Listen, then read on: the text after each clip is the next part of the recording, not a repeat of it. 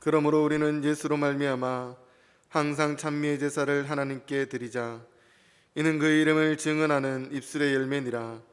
오직 선을 행함과 서로 나누어 주기를 잊지 말라. 하나님의 이 같은 제사를 기뻐하시느니라. 아멘. 사랑이 많으신 하나님, 만물이 약동하는 좋은 계절에 저희의 심령도 힘을 얻게 하시고 기쁨이 충만하여 예배드리게 하시니 참으로 감사드립니다. 따뜻한 햇볕으로 얼어붙은 땅을 풀어주신과 같이 저희의 차가운 가슴도 녹여 주옵소서. 예배 시간에 주시는 말씀과 은혜를 받아서 냉담했던 우리의 마음도 부드럽고 순전한 마음으로 변화되게 하여 주옵소서. 사순절 기간을 보내고 있사오니 생활 속에서 경건함을 잃지 않게 하시며 날마다 주님의 고난을 묵상하며 십자가로 가까이 다가서게 하옵소서. 예수님의 이름으로 기원하옵나이다. 아멘.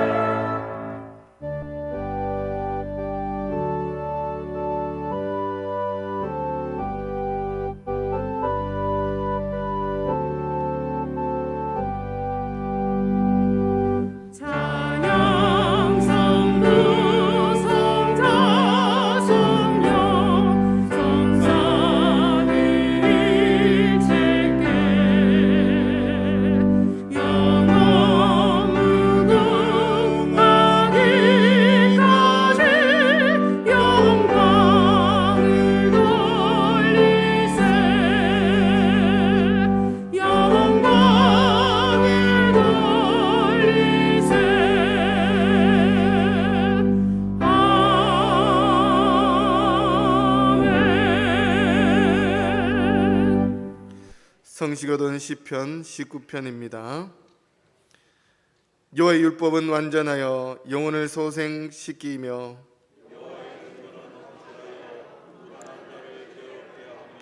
여호와의 교훈은 정직하여 마음을 기쁘게 하고 아멘. 나는 전능하신 아버지 하나님 천지의 창조주를 믿습니다. 나는 그의 유일하신 아들 우리 주 예수 그리스도를 믿습니다.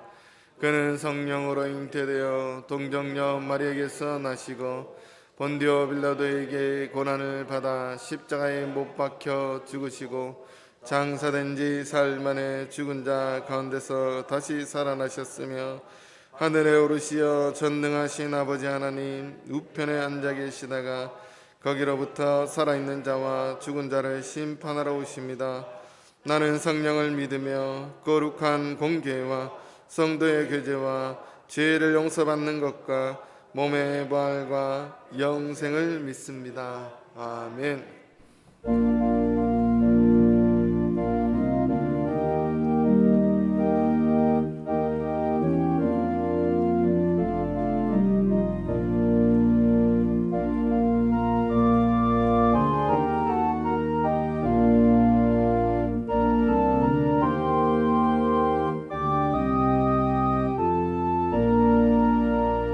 주 하나님 주신 모든 세계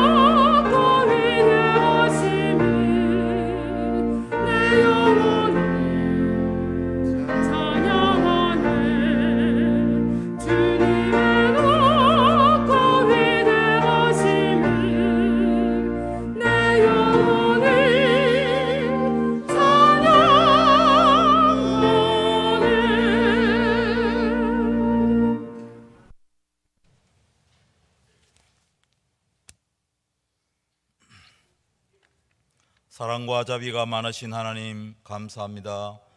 아담의 원죄와 율법 아래 죽을 수밖에 없는 저희들을 사랑하시어 십자가 그 고통을 감당케 하시고 예수님 십자가의 피 흘리심으로 죽으심으로 구원의 복을 허락하신 그 은혜에 무한 감사를 드립니다. 사순절 세 번째 주일을 맞이하면서 묵상과 절제의 성결한 삶을 제대로 살아내지 못한 미약함을 용서하여 주옵소서. 하나님의 자녀에게 언제나 좋은 것 주시기 원하시는 그 사랑으로 코로나 바이러스를 엘리야 선지자와 함께 하신 능력의 불로서 소멸시켜 주옵소서.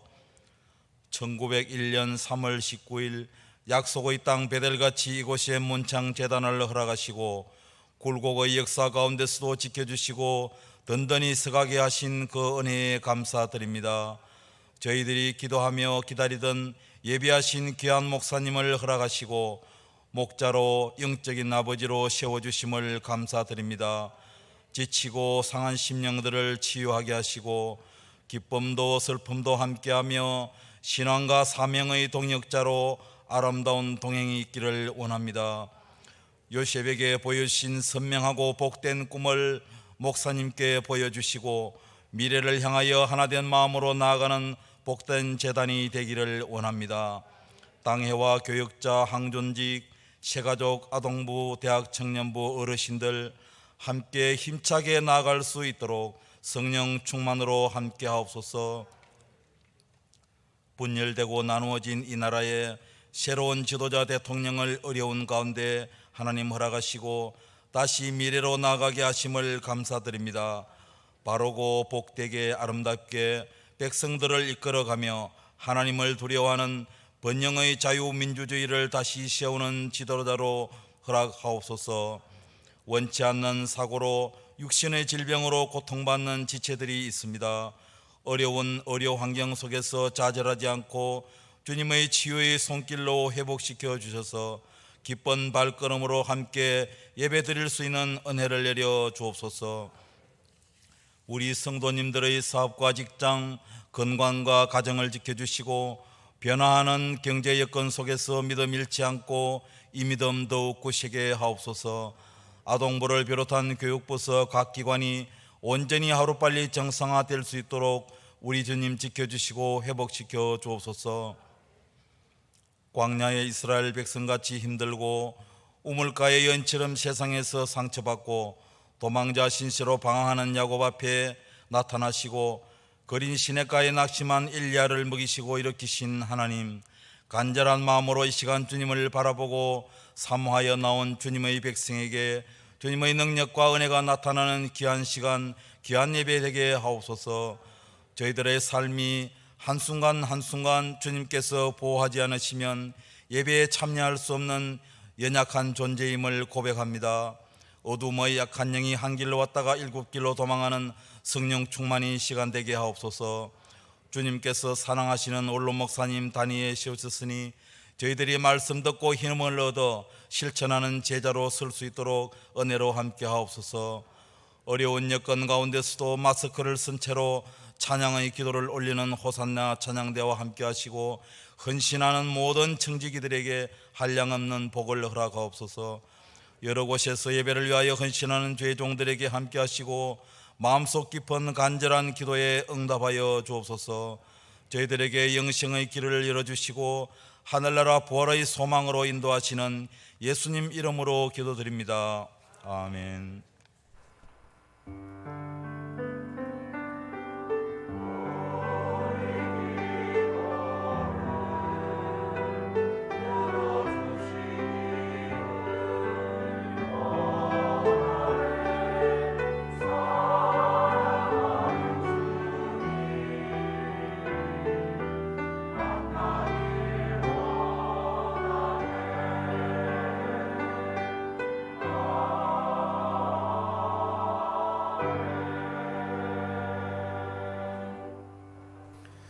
오늘 우리에게 주시는 하나님의 기록된 말씀은 신약성경 히브리서 11장 1절에서 6절까지의 말씀입니다. 제가 가진 성경 신약성경 364면입니다. 이제 신약성경 히브리서 11장 1절에서 6절까지의 말씀을 봉독할 때 하나님의 말씀으로 경청하시기 바랍니다. 믿음은 바라는 것들의 실상이요 보이지 않는 것들의 증거니 선진들이 이로써 증거를 얻었느니라. 믿음으로 모든 세계가 하나님의 말씀으로 지어준 줄을 우리가 아나니 보이는 것은 나타난 것으로 말미암아 된 것이 아니니라. 믿음으로 아벨은 가인보다 더 나은 제사를 하나님께 드림으로 의로운 자라 하시는 증거를 얻었으니 하나님이 그 예물에 대하여 증언하심이라. 그가 죽었으나 그 믿음으로써 지금도 말하느니라. 믿음으로 에녹은 죽음을 보지 않고 옮겨졌으니 하나님이 그를 옮기심으로 다시 보이지 아니하였느니라. 그는 옮겨지기 전에 하나님을 기쁘시게 하는 자라 하는 증거를 받았느니라. 믿음이 없이는 하나님을 기쁘시게 하지 못하나니 하나님께 나아가는 자는 반드시 그가 계신 것과 또한 그가 자기를 찾는 자들에게 상 주시는 이심을 믿어야 할지니라. 아멘.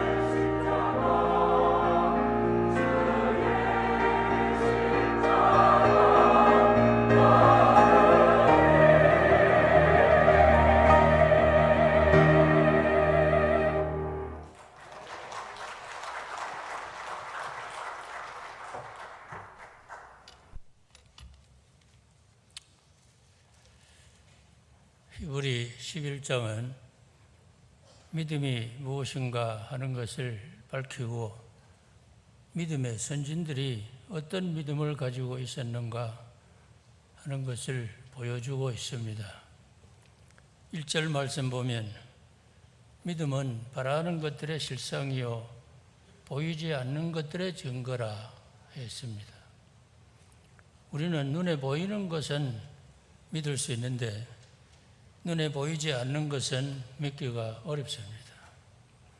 그런데 이 세상에는 눈에 보이는 것만 존재하는 것이 아니고 보이지 않는 것이 존재하는 것이 참으로 많습니다. 예를 들면 하나님이나 천사나 사탄이나 천국이나 지옥이나 이런 영적인 존재는 눈에 보이지 않지만은 존재하는 것입니다. 그래서 여기에 하나님이 계시다는 것을 보는 것 같이 믿어야 한다 하는 것이 첫째 우리가 생각해야 될 말씀입니다. 오늘 주보에 글자 한자가 빠졌어요. 무슨 뜻인지 알겠습니까? 보는 것 같이입니다. 가짜가 빠졌네요. 하나님이 계시다는 것을 보는 것 같이 믿어야 한다. 여기 6절 말씀에 보면 하나님께 나아가는 자는 반드시 그가 계신 것을 믿어야 한다 했습니다. 하나님의 존재에 관한 문제입니다. 하나님의 존재를 어떻게 알 수 있느냐 하면은 몇 가지의 설이 있는데 첫째, 자연 계시를 통해서 알 수가 있는 것입니다. 로마서 1장 20절에 보면 하나님의 보이지 아니하는 능력과 신성이 그 만드신 만물에 분명히 보여 알게 되었다 했습니다. 자연계를 볼 때 하나님의 솜씨를 볼 수 있다 하는 말씀입니다. 참으로 이 신비로운 자연의 질서, 산천초목의 아름다움, 별들의 세계, 참 하나님의 솜씨가 깃들여 있는 것을 볼 수가 있습니다. 이 자연계는 정확한 수학적인 법칙을 준수하고 질서와 조화를 유지하고 나아가고 있습니다. 태양계는 태양을 한가운데 두고 그 유성들이 각자의 궤도 위에서 수백억 년 동안 착오가 없이 아무런 사고도 없이 공전과 자전을 그대로 계속하고 있습니다. 전체의 정확한 운동과 속도를 보면 배후에 어떤 지배자가 있는 것을 분명히 보여주고 있습니다. 만약에 이 광대한 태양계에 고장이 생기면 사계절이 다 바뀌어질 것이고 밤낮이 뒤죽박죽 되어버리고 말 것이고 곡식과 농사도 불가능하게 됩니다. 우주는 어쩐 목적이 있어서 만들어진 것이고 목적이 있는 세계는 한 번의 설계자가 존재한다 하는 것을 보여주고 있습니다. 만약에 이 설계자가 둘, 셋이라면 어떻게 되겠습니까? 사람 모양도 각각 전부 달리 만들 수 있는 것이고 짐승의 모양도 각각 달리 만들 수 있는 것이고 형편이 없는 그런 뒤죽박죽의 세계가 되어질 것인데 얼마나 질서정연합니까? 만물은 엄숙한 법 아래 지금 통일이 되어 있습니다. 돌은 움직이지 않는 법을 그대로 유지하고 있죠. 물은 흐르는 법을 그대로 유지하고 있습니다. 돌이 만약에 움직이면 건축은 불가능합니다. 지어놓은 건물이 와르르 다 무너질 거 아니겠습니까? 물이 만약에 가다가 돌처럼 나도 한번 고체가 되어보겠다고 한다면 어떻게 되겠습니까? 우리의 혈관도 다 막혀버리고 말 것입니다. 식물, 동물이 번식하는 것, 이걸 보면 벼를 심으면 벼가 납니다. 소나무를 심으면 소나무가 그대로 올라옵니다. 짐승이 자식을 낳으면 소는 소새끼를 낳게 되죠. 돼지는 돼지 새끼가 나오죠. 개는 강아지가 그대로 나오죠.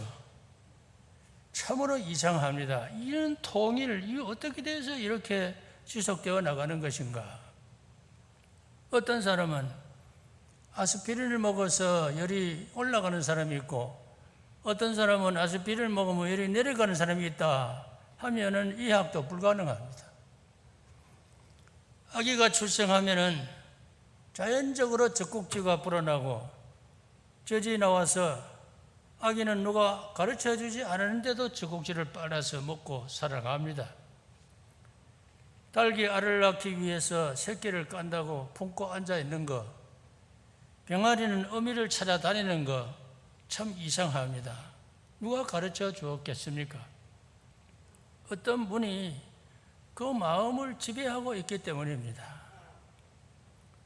이 질서를 부여하신 분은 고도의 지성을 가진 분이십니다. 하느님밖에 없습니다. 그 다음에 우리 인간의 양심을 통해서 하나님을 알 수가 있습니다. 사람이 잘못을 저지르고 악을 행하면 자연히 우리 마음이 불안해지고 공포심이 생기는 것은 악을 보복하시는 하나님의 존재를 말하는 것입니다. 사람의 양심은 옳은 것은 하라, 악한 것은 하지 말라 하고 명령을 합니다. 이 명령을 스스로 할 수는 없는 것이고 도덕적인 주권자가 반드시 있다는 것입니다. 이 세계는 도덕의 법칙이 있어서 선한 것은 상급이 따르고 악한 것은 형벌이 따르는 상설벌악의 원칙이 그대로 계속하고 있습니다.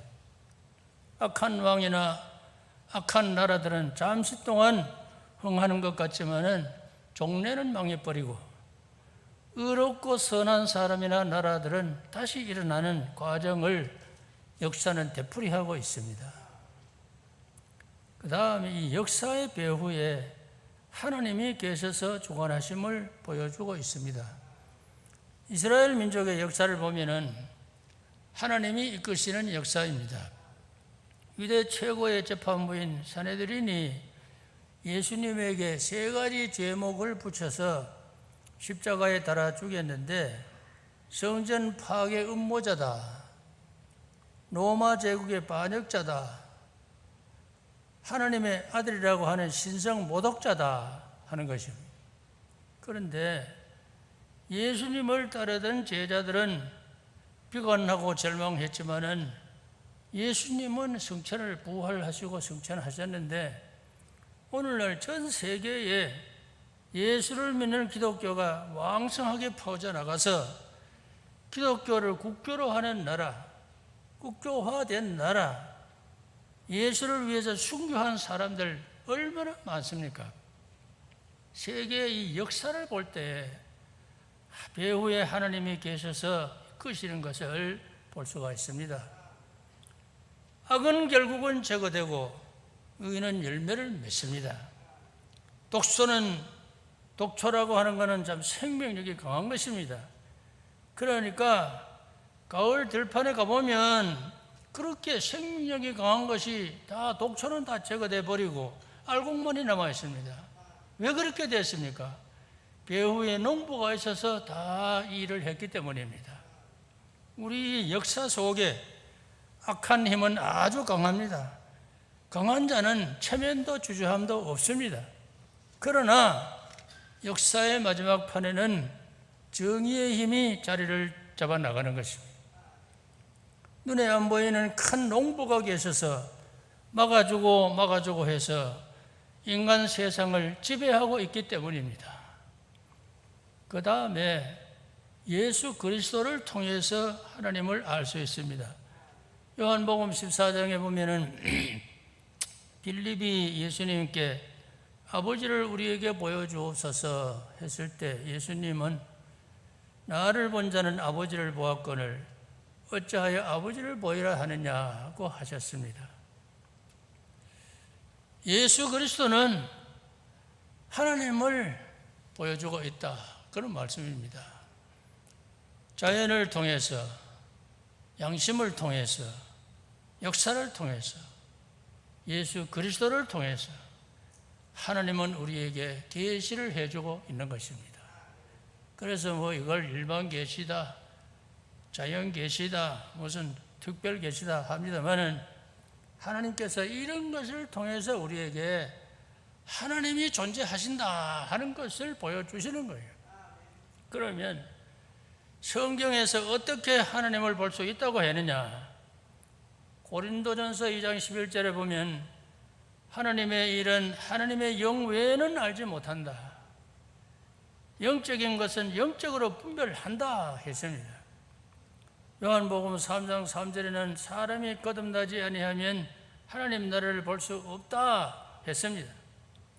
성령으로 우리의 영안을 뜨게 하면 하나님의 존재를 믿게 된다 하는 말씀입니다. 우리의 육신의 눈을 가지고는 절대 하나님 볼 수가 없습니다. 그 다음에 하나님의 창조를 믿습니다. 여기 3절 말씀에 보면 믿음으로 모든 세계가 하나님의 말씀으로 지어진 줄을 우리가 아나니 보이는 것은 나타난 것으로 말미암아 된 것이 아니니라 했습니다. 세계가 하나님의 말씀으로 지어졌다는 것은 기독교의 창조설인데 무에서 만들어졌다 하는 것입니다. 여기에 반대되는 학설이 점진적인 발전설, 자연과학자, 진화론자들의 생각입니다. 세계는 가장 작은 것에서부터 점점 발전하고 진화해서 만들어졌다 그랬는데요. 그렇다면 원숭이 같은 동물이 진화를 해서 사람이 되어서 호적에 등록한 원숭이도 있어야 되는데 수천년 만년을 내려오면서 아직까지 한 놈도 내가 원숭이가 사람 됐으니 사람으로 등록해 주시오 하고 나서는 놈이 한 놈도 없었어요. 그러면 진화론이라는 것은 믿을 수 없는 거 아니겠습니까? 진화론자 자체들이 진화의 과정을 증거하는 자료는 화석입니다. 화석. 지금까지 화석을 과학자들이 많이 발굴해냈지만은 진화를 증명하는 화석이 나오지를 아니했습니다. 그래서 그들 자체가 이건 아니라고 벌써 판단 내렸습니다.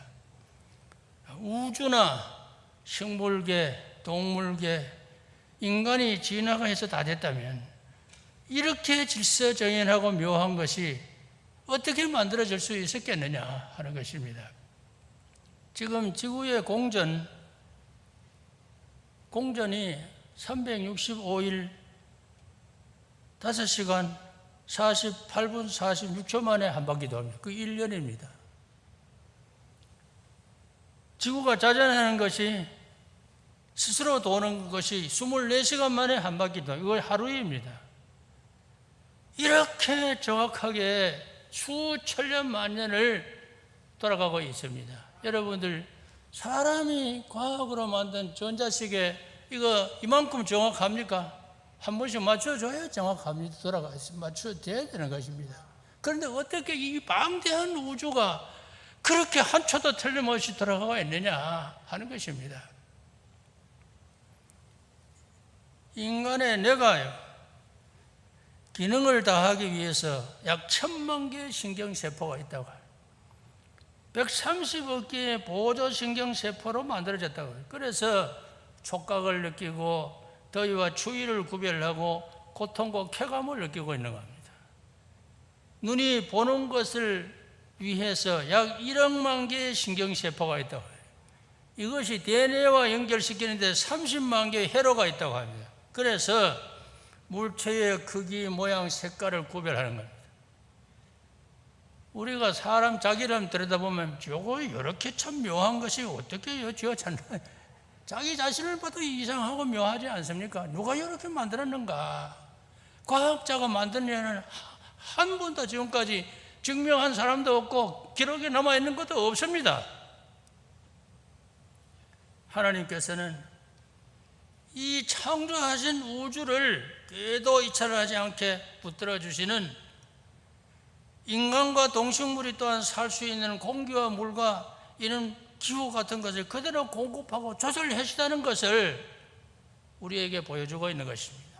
그래서 시편 103편 19절에 여호와께서 그 정권으로 만유를 통치하시는도다. 통치하십니다. 나라들의 흥망성쇠, 인간의 흥망, 만물 보존, 악인의 적발과 형벌, 이런 거 하나님께서 주관하시는 것입니다. 하나님은 병을 주시기도 하시고 치료도 하시고 목숨을 주시기도 하시고 빼앗아가기도 하시고 태풍을 일으키기도 하시고 진압하시기도 하시는 것입니다. 그러므로 우리는 하나님의 뜻과 목적에 부합하게 살아야 됩니다. 이탈하면 고난이 생깁니다. 따라 채찍으로 하나님은 바로 잡으십니다. 하나님의 채찍은 가혹합니다. 절대 용납이 없습니다.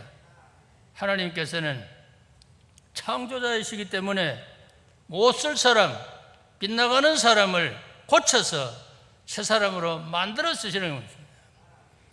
하나님이 보이지 않는다고 해서 함부로 살 것이 아니고 보는 것 같이 살아야 해요. 보는 것 같이.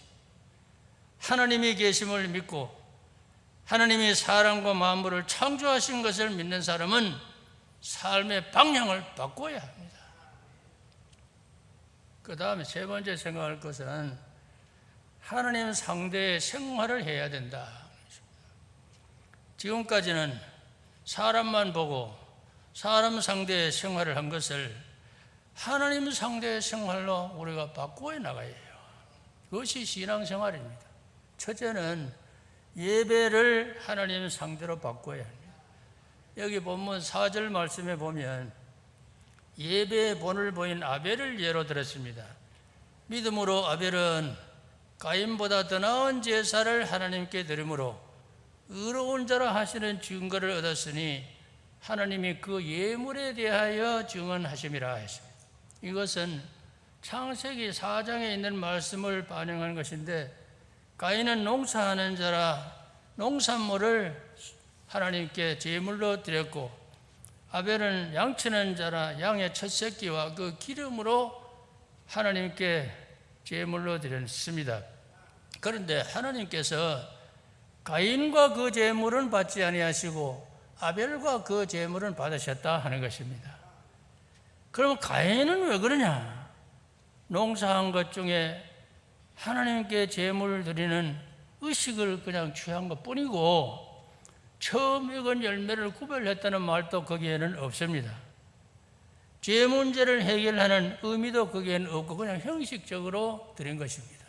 그런데 아벨의 제사는 어떤 제사에는 양의 첫 새끼, 살찐 것을 골라서 기름진 것을 피를 흘려서 하나님께 제물로 드렸다. 그 양은 아벨을 대신해서 희생되는 양이었고 속죄의 의미가 거기에 깃들여 있는 것입니다.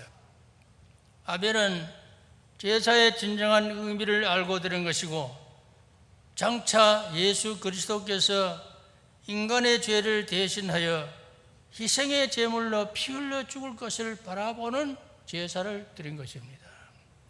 구약의 신앙은 바라보는 것입니다. 신약은 오신 그리스도를 믿는 것이고 구약은 오실 그리스도를 믿는 것입니다. 구약의 제사에 수없이 죽어간 양들, 제사장, 제물 이런 것은 다 오실 그리스도를 예표적으로 우리에게 보여주는 것이고 구약의 모든 선지자들은 장차 오실 그리스도에 대해서 예언했습니다. 피 흘리신 그리스도의 십자가를 바라보지 않는 그저 육신만 나와서 엎드리고 물질만 드리고 하는 그런 제사, 그런 예배는 아무 의미가 없는 것입니다. 이 교회 제사와 똑같은 것입니다. 그리스도 없는 제사, 그리스도 없는 찬송, 그리스도 없는 기도, 그리스도 없는 설교, 그리스도 없는 헌금, 이거 다 아무 의미가 없는 것입니다. 현대 교회는 진리가 점점 식어져 가고 있습니다. 그리스도 없는 예배로 변질되어 가고 있습니다.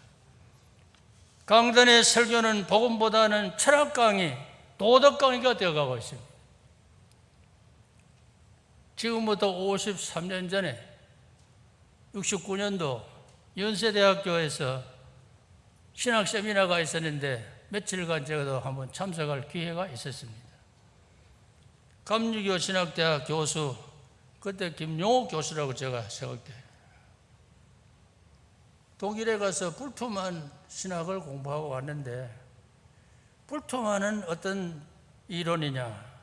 현대는 모든 것이 과학적으로 증명할 수 있는 것만 증명하고 믿고 하는데, 증명할 수 없는 것은 믿지 않는다는 거예요.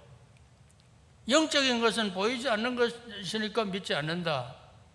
하나님의 존재도 성령도 악령도 천국도 지옥도 부활도 믿지 아니하고, 하나님의 창조도 믿지 아니하고, 십자가의 구원도 믿지 않는다는 건 과학으로 증명될 수 없기 때문에 안 믿는다는 겁니다. 자, 이런 강의를 듣고 목사가 되면 교회를 어떻게 이끌고 나가겠습니까? 벌써 53년 전이었습니다. 그 동안에 많이 변질되어 왔습니다.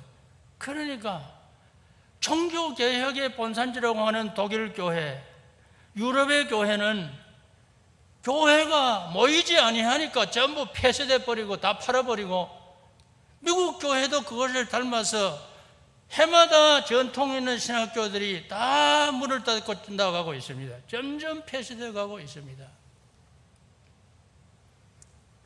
영적인 것은 육안으로는 볼 수 없습니다. 보이지 않는 하나님을 본 것 같이 믿는 것이 믿음입니다. 보지 못하는 하나님을 보는 것 같이 믿는 사람은 또 생활이 하나님 상대가 되어야 합니다. 여기 5절 말씀은 에녹을 예로 들었고, 7절에는 노아를 예로 들었고, 그 다음 8절에는 아브라함을 예로 들었습니다. 창세기 5장에 에녹은 65세에 무두셀라를 낳았고 그 후 300년을 하나님과 동행하며 자녀를 낳았다 했습니다. 하나님과 동행하려고 하면은 가정을 등하시 하는 것이 아니고, 가정 생활을 철저히 잘 하면서 자녀를 낳으며 믿음의 삶에 충실할 것을 보여주고 있습니다. 노아는 미래의 홍수를 대비하라고 하는 하나님이 명하신 대로 방주를 짓는 삶을 통해 하나님을 기쁘시게 했다 하는 것이고, 아브라함은 하나님께서 고향과 친척과 아버지의 집을 떠나 내가 네게 지시할 땅으로 가라 하실 때 보여줄 땅이 어딘지 알지도 못하면서 순종해서 떠남으로 하나님을 기쁘시게 했다 하는 것입니다.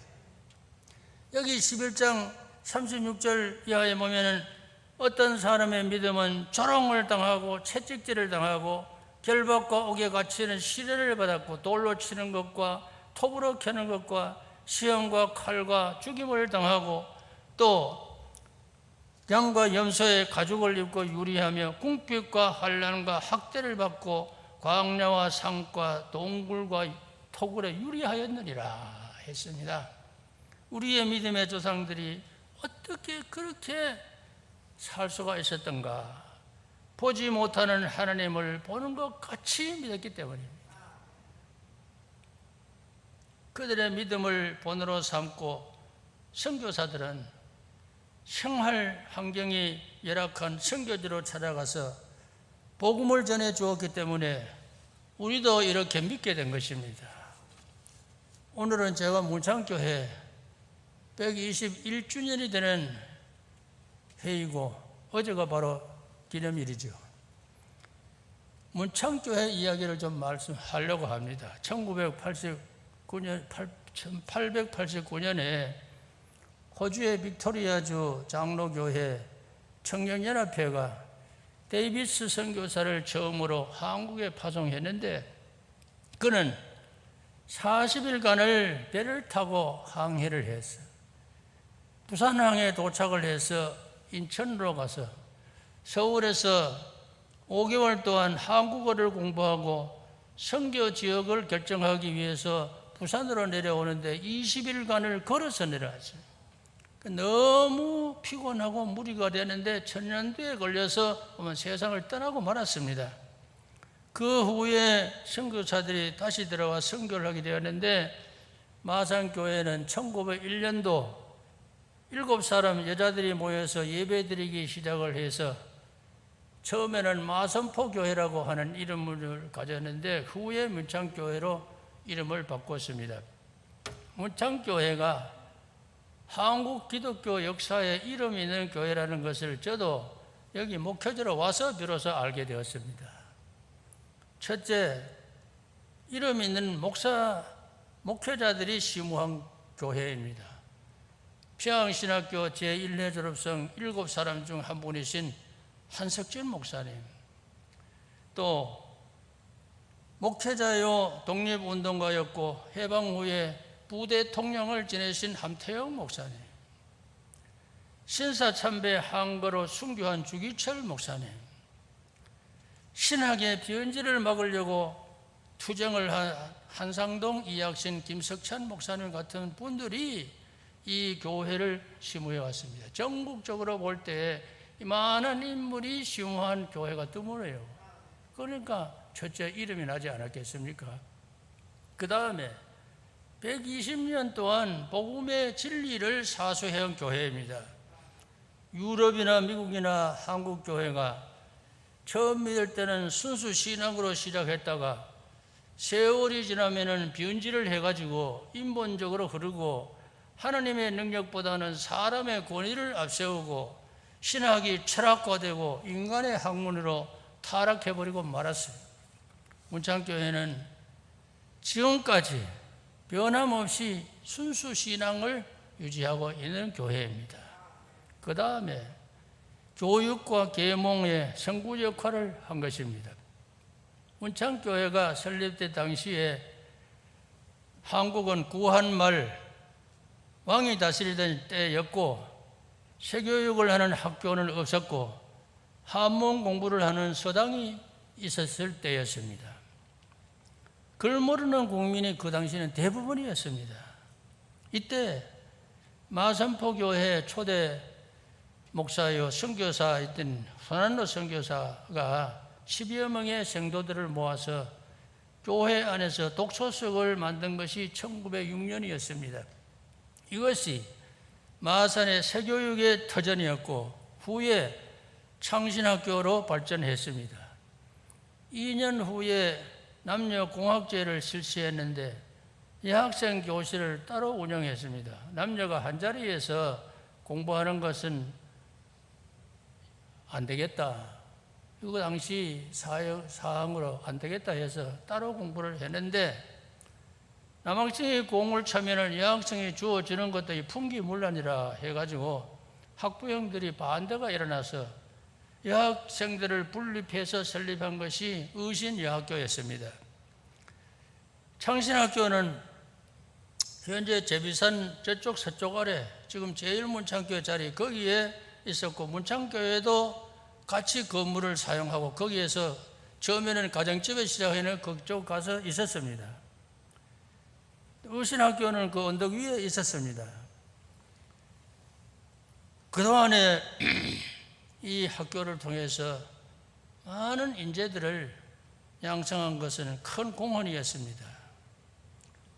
우리 요한복음 3장 16절 하나님이 세상을 일처럼 사랑하사 독생자를 주시니 노래 많이 불렀지요. 어릴 때 이 교회학교에서. 그거를 작곡한 사람이 이일래 선생인데 우리 한국의 최초로 성경 구절을 곡을 만들어서 부른 사람이 이일래 선생 창신학교 교사였고 그 당시에 문창교회 교인이었습니다. 일제시대 신사참배 문제로 강제 폐교가 되는데 해방 후에 교회 단독으로는 재건이 어려워서 노회 유지들을 모아서 재건해서 노회 산하로 들어가게 된 것입니다. 그 다음에 애국운동의 본거지였습니다. 마산의 3.1운동을 주도한 사람들은 주로 문창교회 교인이고 창신학교의 학생 교사들이었습니다. 창신학교, 의신학교 교사와 학생들이 거의 대부분인데 그때에 이상소 장로를 비롯해서 이막찬, 최영규, 박순천, 부이필레, 이정찬, 명도석, 한태익 등이 교사로 최봉선, 이은상 선생 같은 문인으로 유명한 분인데 그때는 학생이었습니다. 이분들이 모여서 의신학교에서는 22인 결사대를 만들고 독립선언서를 등사하고 태극기를 만들고 해서 주모자로서 역할을 했는데 그들은 일본 헌병 경찰에 잡혀서 감옥에서 죽은 사람도 있고 형을 받고 옥살이한 사람도 여러 사람이 있었습니다. 본교의 최봉선 집사님이 해방 후에 의신여학교를 재건해서 교장으로 있을 때 그때 저게 한 말이 있어요. 3.1운동 당시에 자기 집에서 비밀리에 태극기 독립선언서를 작성한 것을 떠올리면서 태극기만 보면 눈물이 나온다. 그런 말씀을 한 일이 있습니다.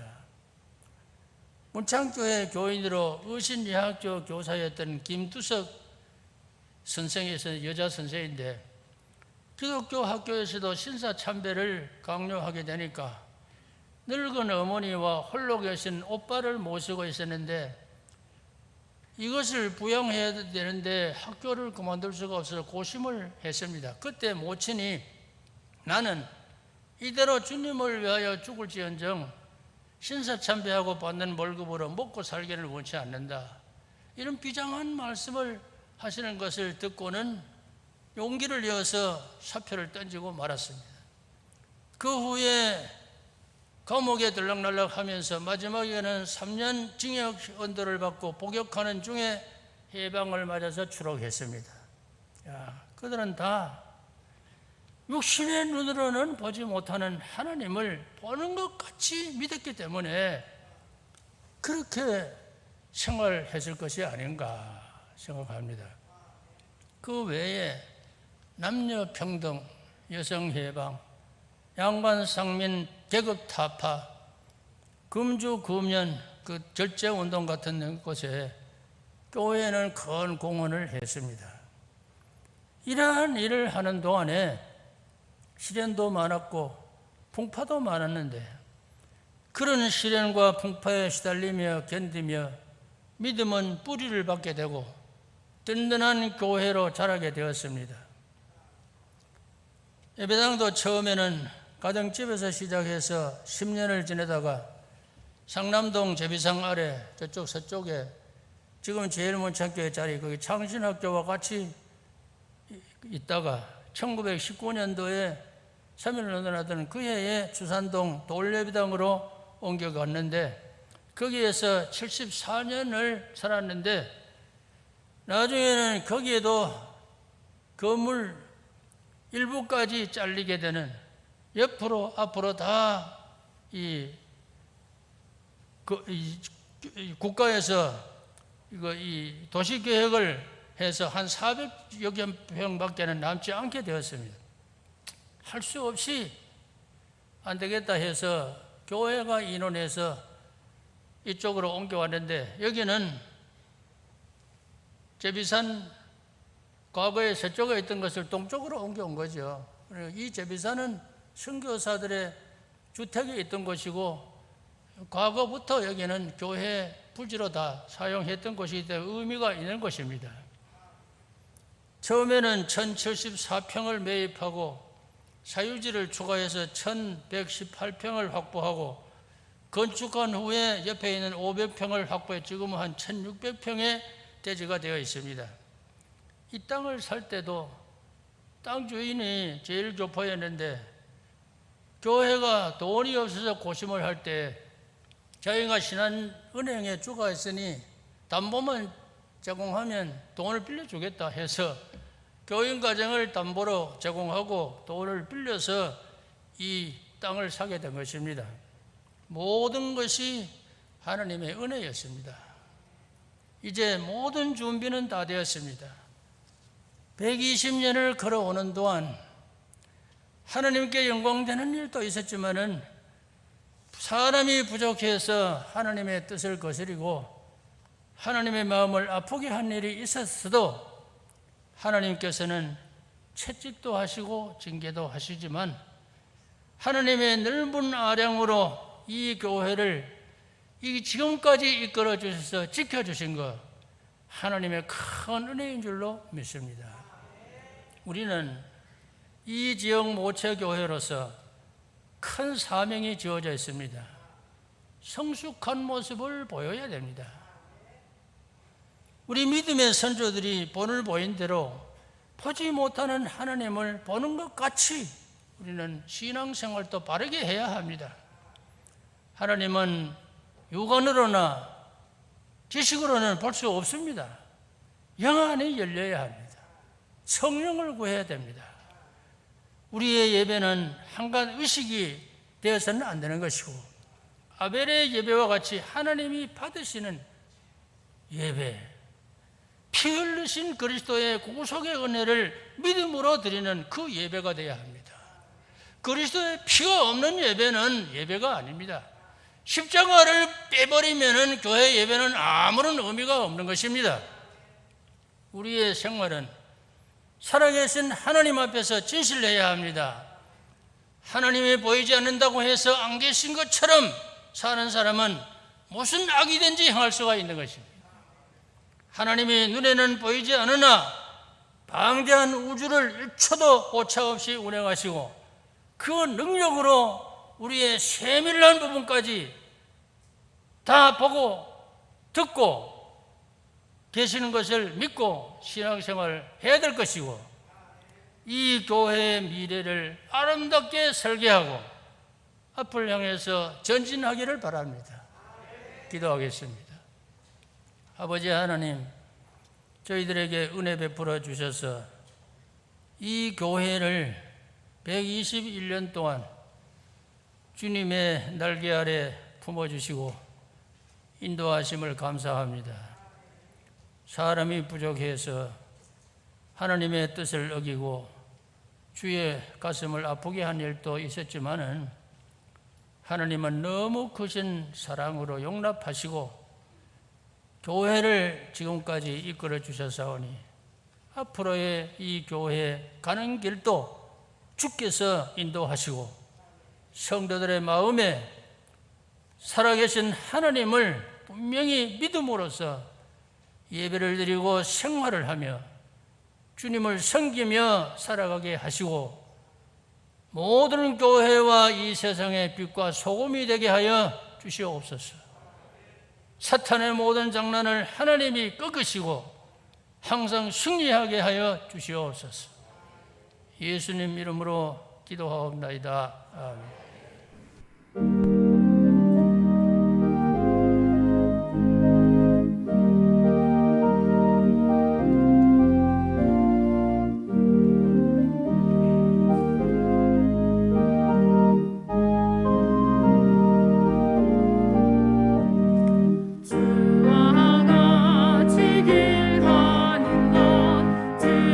즐거움이 아닌가 우리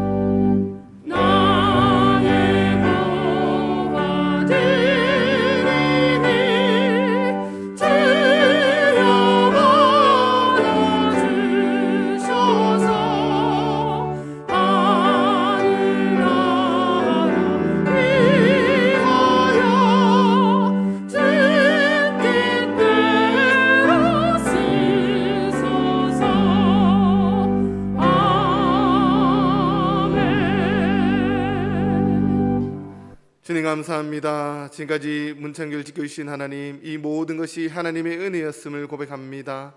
더욱더 믿음 가운데, 십자가의 사랑 가운데 저희들이 교회를 더욱더 굳건하게 세워갈 수 있는 믿음의 사람들 될 수 있도록 주님 역사하여 주시옵소서.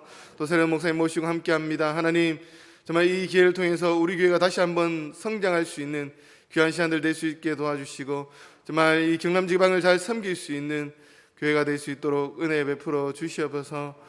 귀한 것을 옆에 맡겨드립니다. 하나님 기쁘게 받아주시고 주의 영광을 위하여 사용하여 주시옵소서. 감사드리며 예수님 이름으로 기도드립니다. 아멘. 광고입니다. 오늘은 사순절 세 번째 주일, 교회 창립 기념 주일입니다. 말씀은 김기현 몰람 학생께서 해주셨습니다. 교회 창립 121주년을 기념하여 교회에서 떡을 준비했습니다. 나가실 때 받아가시면 되겠습니다. 다음 주일은 사순절 네 번째 주일입니다. 말씀은 풍기성내교회 최갑도 올로 목사님께서 전해주셨습니다. 오늘 아동부 예배는 영상 예배를 실시간으로 예배 드립니다. 모임 있습니다. 다음 주일 오후 12시 50분 당회실에서 당회로 모입니다. 교회를 위한 정경 기도회가 매주 토요일 오전 10시 2층 나사렛실에서 있습니다. 교소식 있습니다. 이영세 목사님 발을 다치셔서 지금 병원에 입원 중에 있습니다. 기도해 주시면 감사하겠습니다. 장례 났습니다. 박우식 은퇴 집사님 어제 별세하셔서 지금 장례식장이 없어서 지금 대기 중에 있습니다. 그래서 오늘 오후 한 12시나 1시쯤에 빈소에 들어가게 되면 나머지 장례 일정이 나올 것 같습니다. 그때 전교인들한테 문자 보내드리도록 하겠습니다. 류순신 권사님 일동하셔서 누적 23독입니다. 새벽기도 매일 성경통독 우리 함께 동참해 주시고 새벽기도 참고해 주시면 감사하겠습니다. 우리 장로님 나오셔서 순서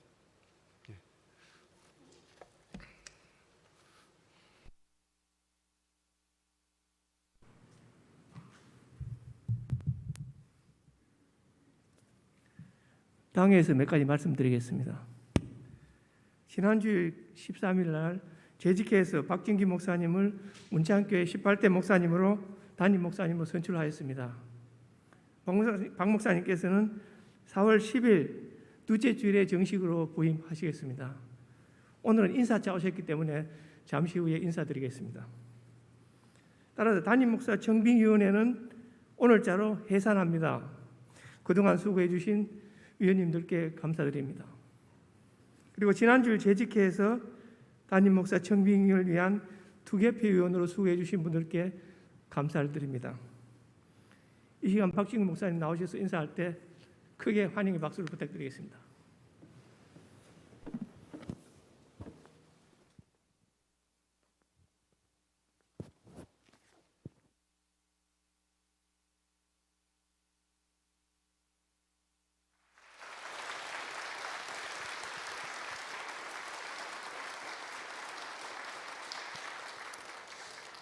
네, 이렇게 다시 만날 수 있게 돼서 너무나 먼저 하나님께 감사를 드립니다. 지난번에 올 때는 좀 담담했는데 이번에 올 때는 마음속에 여러 가지 생각들이 들었습니다. 마산에 이제 온다는 소식을 듣고 어떻게 저항할 수 있을까 고민하다가 지난주에 돼지국밥을 주문해서 먹었는데 맛있더라고요. 맛있는 목회가 되도록 오늘 원로 목사님 설교하신 것처럼 하나님께 집중해서 나아갈 수 있도록 기도해 주시고 그렇게 노력하도록 하겠습니다. 조만간 다시 뵙겠습니다. 자주 뵙겠습니다. 감사합니다.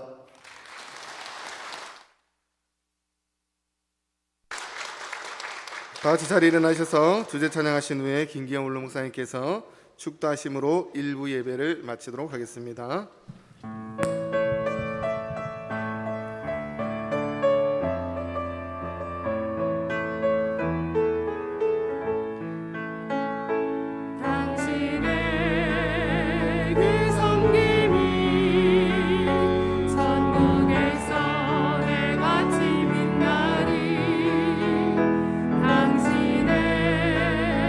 그 겸손이 천국에서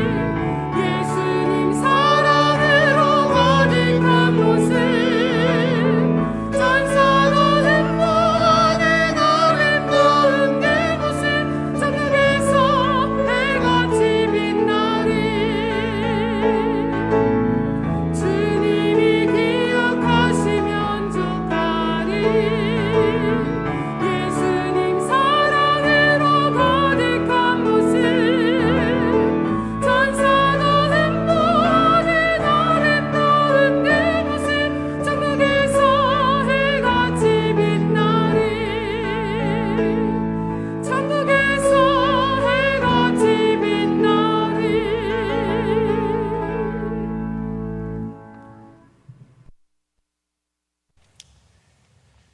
우리를 죄악 가운데서 구속하여 주신 주 예수 그리스도의 무한하신 은혜와 하나님 아버지의 극진하신 사랑과 성령님의 교통하심이 보이지 아니하는 하나님을 보는 것 같이 믿음으로 살아가는 모든 성도들 머리 위에 영원토록 함께 하시기를 축원하옵나이다.